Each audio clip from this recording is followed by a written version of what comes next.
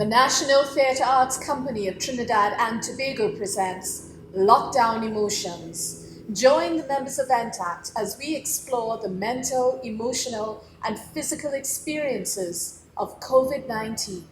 Corona. COVID. Virus. 19. Coronavirus. Corona. Virus. COVID-19 virus. 19.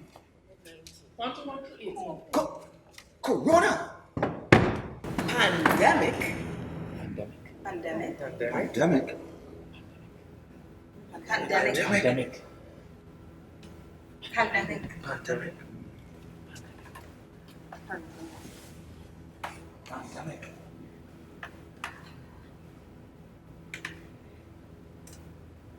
It was agonizing staying home during this quarantine. I mean, how they expect us to do the same things over and over again and not go insane? My depression and anxiety was increasing day after day with no methods of self-therapy. I mean, can't go on the beach, can't go on a hike, can't take pictures. Matter of fact, I can't do anything. So what do you expect me to do? Netflix? And exercise? Netflix. Exercise. Netflix. Exercise. Netflix. Exercise. Netflix. Exercise. Netflix. Nothing working! I was still spiraling down into an abyss of nothing but isolation and sadness. Until she came. Bags packed, ready to create a world of things. Still distracting ourselves for as long as we could. But what we didn't realize was quarantine acted as a preview of life living together. And trust me, we weren't ready for it. Started off small. Bickering, silent treatment, and then the explosions. Emotions bouncing around the room, filling the air with so much toxicity that we can't breathe. So we decided to use the time wisely. To sit back and reflect, introspect, and finally put things out in the open. So many unresolved issues, fears, lies, insecurities, past trauma and hurt, things we were never able to face head on and overcome. So we did. Quarantine then became beautiful. It was a time for change and growth. We destroyed ourselves only to rebuild better individuals. Replacing all our anger with empathy, not only to understand each other, but everyone we love and care about. Well, I see my wife face every day. Don't get me wrong, you know. I love my wife. It's just it was a bit surreal.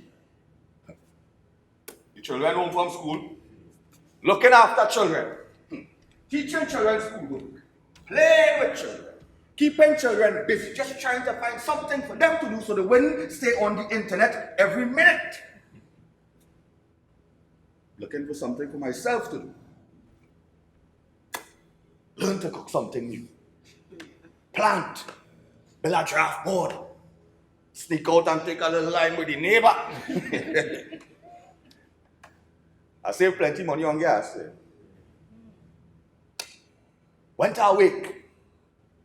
But I couldn't go to the funeral. Worried about my mother. Watch plenty news. News flash. No end in sight. Money.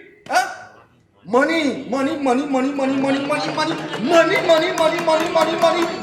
Where it coming from? It's locked down, life turned upside down like a bomb, a microscopic one. This uneasy tension, mumbling around. afraid to touch the ground, afraid to touch anyone, afraid to do this, afraid to do that, afraid.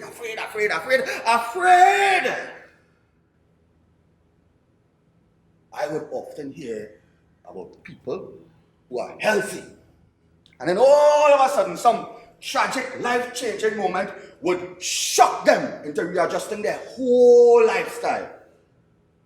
That is what COVID-19 feels like. Like my life was being conducted by it, purely out of fear. Fear for my mother, fear for my wife, fear for my children, fear for my family, fear for my friends, fear for myself. Felt like death was lurking, like an ominous sky, just waiting for the torrent to bust. Ah! Woo! Ah! Okay. Well, I know almost everybody can make the claim that COVID caught them at a bad time. But I feel like I could really take win. I was working at a small insurance agency. So small that it was just me and my boss. 2 weeks before lockdown, my boss and I are neck deep into one of our seemingly daily arguments about some insignificant occurrence that highlighted our many unresolved issues. During that argument, I got a phone call, which turned out to be an offer for what is basically my dream job. Well, that just adds fuel to the already raging fire that was this argument. And she continued, "You're abandoning me? You're so selfish." And I answered back with, "Why are you blowing this out of proportion? I can still help you out." And no. No sense in dragging it out. Do what's best for you, as usual. If you want to leave, just leave. I should probably mention that my boss is also my ex-girlfriend, best friend, and basically the most important person in my life, second to my daughter.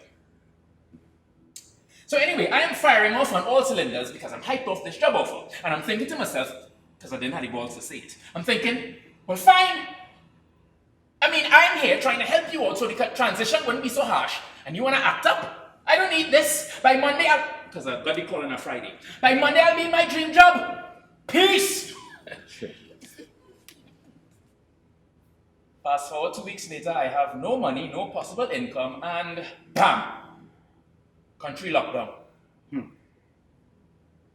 Funny thing about humble pie, the better prepared it is, the worse it tastes.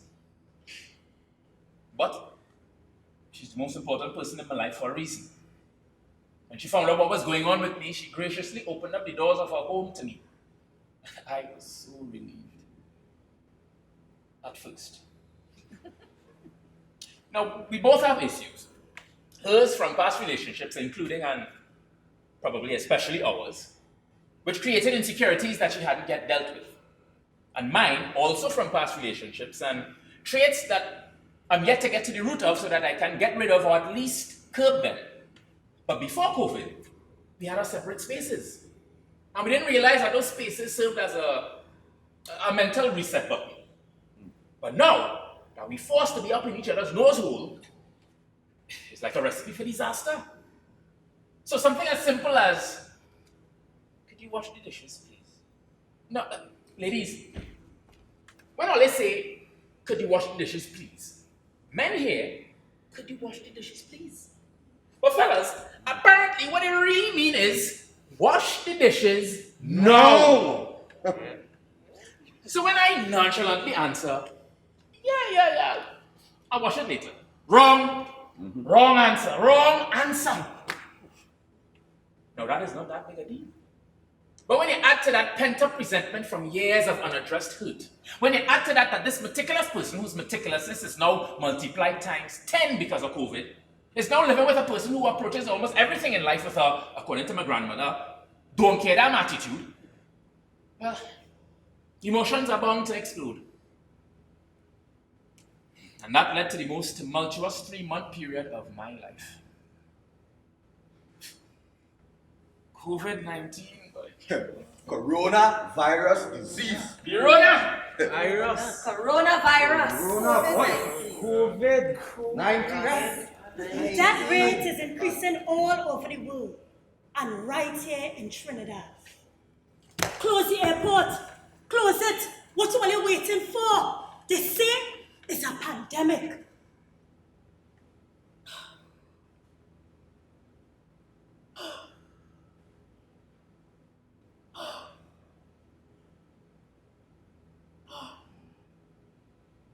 All over the world, people dropping like flies.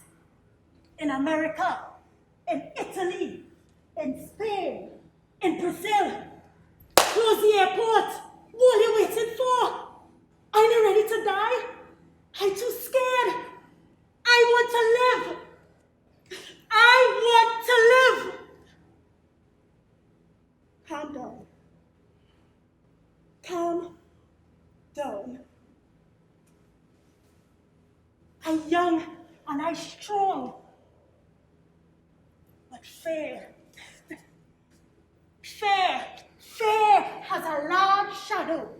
But he himself is small. Let me see what the health minister have to say. Okay? He said to wash your hands. Wash it with soap for 20 seconds. Wash it. Focus on your thumbs and on your fingernails. He said to stay indoors. Disinfect the place. Disinfect. Wear your mask.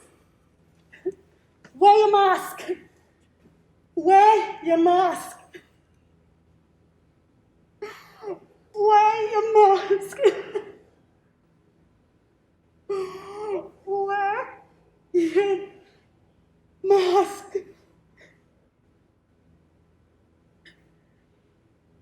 Affirm, I am in perfect health.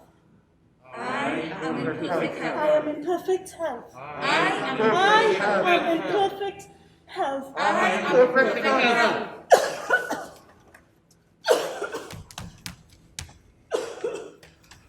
But why Grandpa coughing so? And where he going? The Prime Minister say old people have to stay home. He don't care about me. He don't care about my life. You see me, I staying inside. Many people don't know about personal space. It's always a stand up and talk and a kiss and a hug up. I ain't able for this.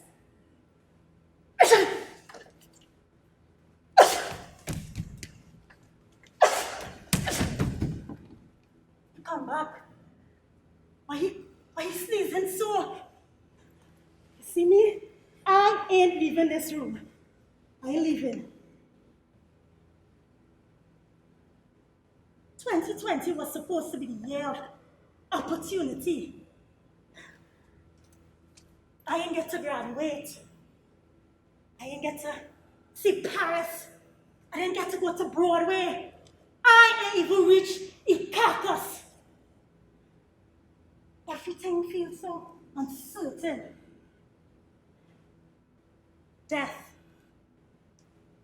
Don't act as if you were here for 1,000 years. Death hangs over you. So while it is in your power, live well and do good. Do good. Do Good. Good. Do good. Do good.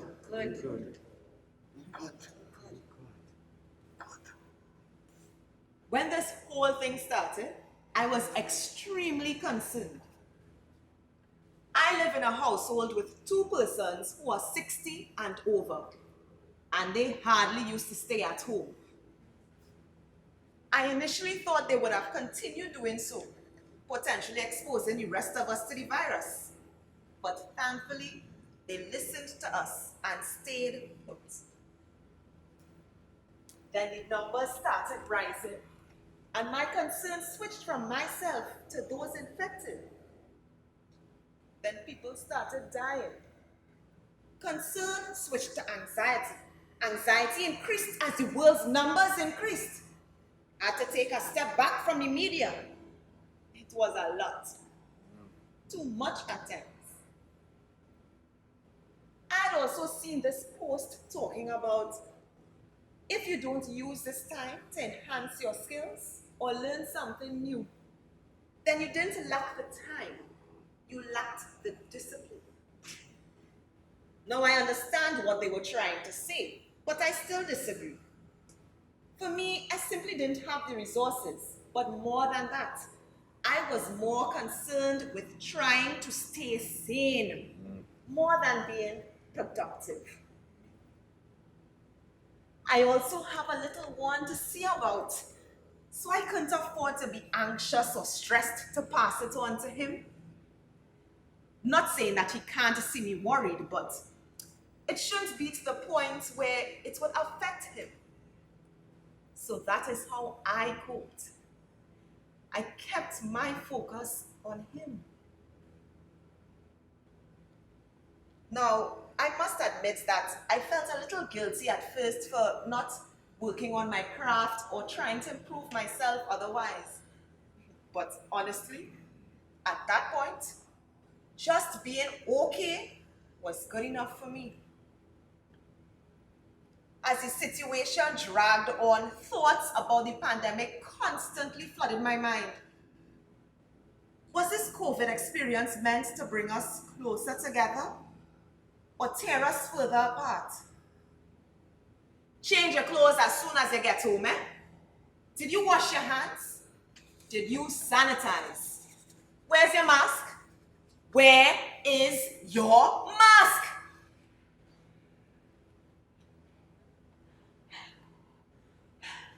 I can't breathe in this. I can't breathe. I can't breathe.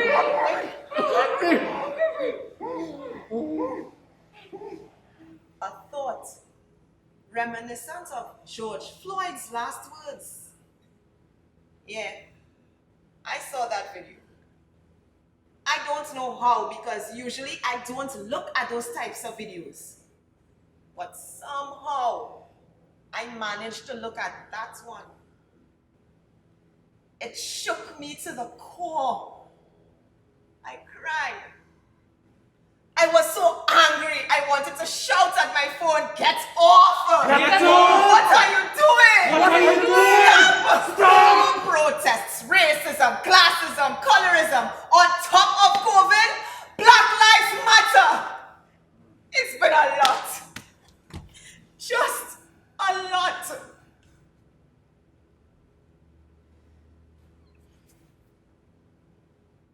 Unable to perform. Unable to perform. Unknown future. Afraid to be around anyone. Small room closing in.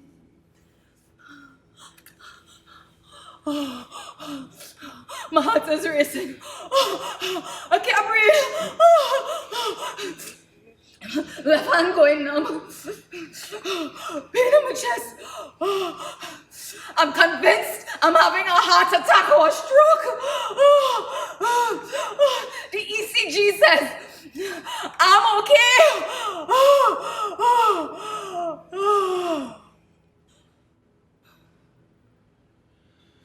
But I'm not. When is everything going to be alright? Yoga, meditation, exercise, apps upon apps being downloaded, outstanding projects being completed, but it's still not enough. Removing myself from groups, social media, because of misinformation or information overload. Concerned about the economy, lost jobs, no formal income. Carnival! What? Everybody take a jump, take a jump, take a jump up now. Start a wave, start a wave, start a wave up now. Start a wine, start a wine, start a wine up now, because It's carnival! no carnival! What? Humble carnival. Carnival for locals only. What kind of carnival is that? Only at times finding some kind of comfort in prayer. The Lord is my shepherd, I shall not want. A Scripture there keeps the devil away. At least for a little bit. Confusion in my mind. Forgetting things. Feeling like I'm going mad. Feeling like I'm falling apart.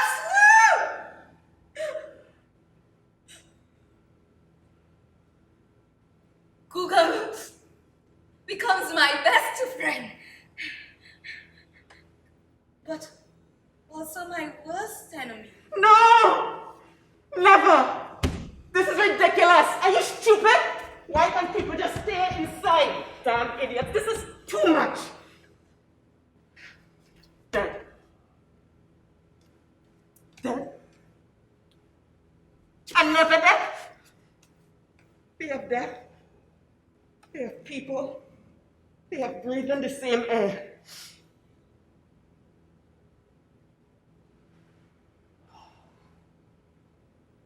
Am I really experiencing this? Do I really have to stay inside for 3 weeks? 2 months? 3? I never thought I would see this day in my lifetime, where the entire world is on lockdown. The world! To say I never truly miss something until you no longer have it. I long to go for a walk, to get dressed up and go to dinner, to go to work. Imagine that. Work. It was no longer just work, but an opportunity to have physical interactions, laugh, hug, kiss, talk, bacchanal. I took for granted how important that really was. Time alone is important for spending time with self, and checking in with self is just as important as checking in with everyone else.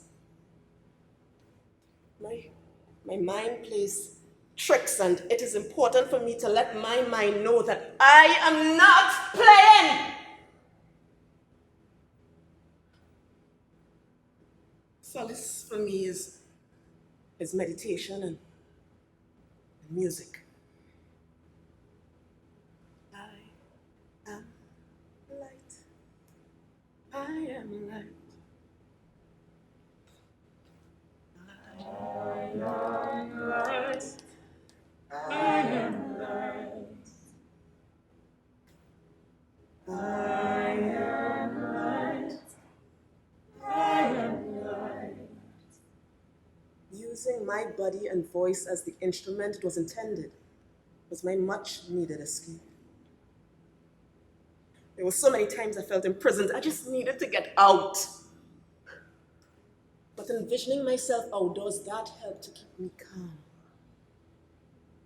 I became anxious not for what the future will now look like, but to sit on a beach, hear nature as she sings to me, feel the breeze as it hits my body. I was anxious.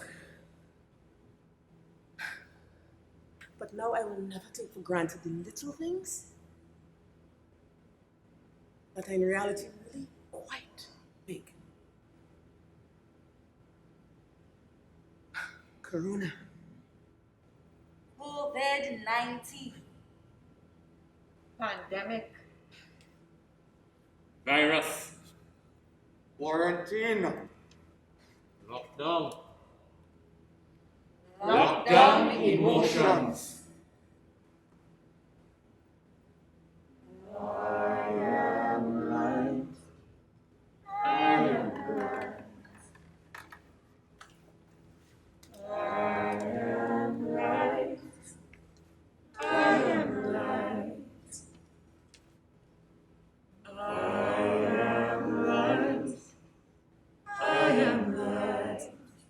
On behalf of the National Theatre Arts Company of Trinidad and Tobago, we thank you for joining us for Lockdown Emotions, an exploration into COVID-19 experiences. We hope that through our confessions, we are able to provide some form of support in knowing that you are not alone. We stand united in this fight against a virus that has infected millions and claimed hundreds of thousands of lives around the world. urge you to continue the good work you have been doing to ensure the health and safety of the nation. Continue to wash your hands, wear your masks, bump your elbows, and keep Trinidad and Tobago safe.